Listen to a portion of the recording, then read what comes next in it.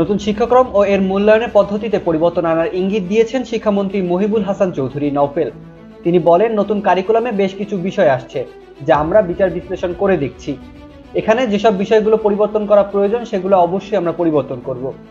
শুক্রবার বিকালে রাজধানীর বনানীতে নিজ বাসায় এডুকেশন রিপোর্টার্স অ্যাসোসিয়েশন বাংলাদেশ ইরাব নেতাদের সঙ্গে এক সৌজন্য সাক্ষাতে তিনি একথা বলেন। তিনি বলেন, নতুন শিক্ষাক্রমে এখন যে একেবারে শতভাগ স্থায়ী তা কিন্তু নয়। আমরা এর আগেও বলছি, আমাদের যে কারেকশনগুলো আসবে সেগুলো আমরা সমাধান করব। শিক্ষা মন্ত্রণালয়ের নতুন দায়িত্ব পেয়েই তরুণদের কর্মসংস্থান সৃষ্টিতে নজর দিতে চান নওফেল। তিনি বলেন, শেখ হাসিনা আমাকে সরকারের নতুন দায়িত্ব দিয়েছেন। পূর্বের অভিজ্ঞতার আলোকে আমরা সকল অংশীজনের সঙ্গে আলোচনা করে কাজ করব। আমরা কর্মসংস্থানের বিষয় সবচেয়ে বেশি জোর দিচ্ছি।